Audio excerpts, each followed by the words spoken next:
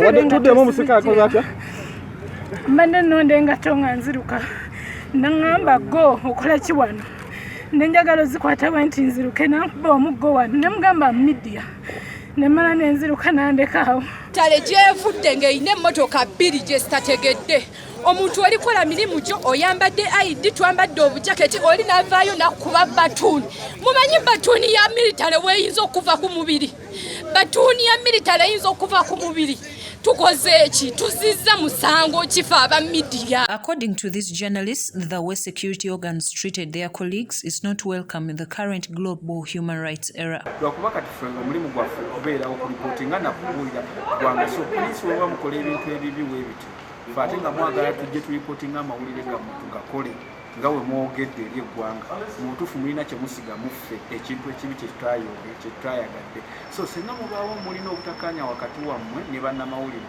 suubira mutuyite nga muveeyo tutuule twogere. The beating of journalists shows the level of impunity that we have reached as a country. The agencies, the UPDF, the police, ISO and all these other institutions, and the president many times has come out to castigate journalists for doing their work. So they should remember that we are the mirror of society. Whatever we are doing, we are just relaying information, what we see to the public. Now, they are not proud of what they are doing. The way they are treating journalists shows that they don't want people to know, they don't want the world to see how they are mistreating the citizens. What the minister did to the journalists yesterday is the pictures were so ugly. It creates a bad image for this nation. It is so absurd that journalists are beaten over and over and nothing is done to the perpetrators. They have therefore offered solutions which they think, if looked into, will build a good cordial working relationship between them and security organs. Immediate.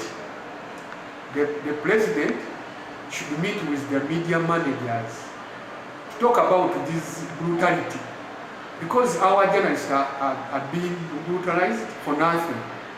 Because first of all, they are messengers. They report on behalf of the public.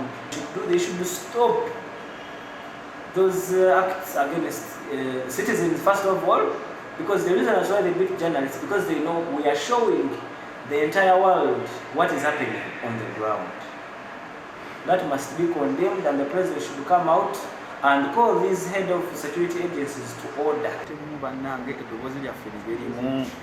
Wetusalawo oba twetaagayo olukuŋŋaana okutambula demonstration ey'emirembe tugikole tulage lwakuba kati ffe abalina okwekwata okulaga eggwanga bannange kino kintu kye tulimu eno tutulugunyizibwa tuyisibwa bubi twetaaga eddembe lyaffe tutuuke buli woofiisi we tulina otutuuka okulaba nga eddembe lyaffe lirwanira bwe twalwanira eddembe lyaffe abantu bawansi tebagenda mmanya biri mu ggwanga. These journalists have been joined by their leaders from Uganda Journalists Association and Uganda Parliamentary Press Association, and according to Kabuye Ronald, the Secretary for Information in Uganda Journalists Association, this is not the first time security operatives are battering journalists. We condemn the act of battering journalists without any reason. But even when there is a reason, there is a civil way of resolving that reason, not just beating them.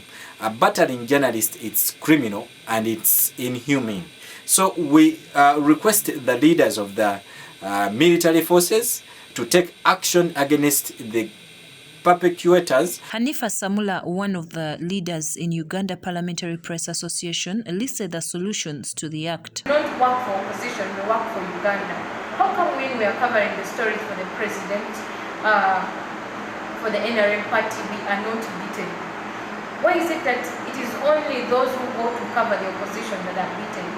Let the security come out and tell us not to cover such events, because we are not sure of our security anymore. In the same line, Kabuye Ronald recommended the solutions. Also ask these security officers, the commanders, to fulfill their promises of protecting and making sure that the safety of journalists is guaranteed, other than sending their juniors in field with rules of engagement that stipulate that they are going to beat up journalists. We ask that this should end with immediate effect, and whoever violates the rights of the journalists should be acted upon as the law stipulates. Yesterday, Uganda People's Defence Forces issued a write-up saying that 7 soldiers were convicted in line with the offence. However, the journalists that were battered are taken to be the first witnesses in the case, but were not involved in the trial from the beginning to the end. This report has been compiled by Issa Chigongo for Channel 44 Prime News.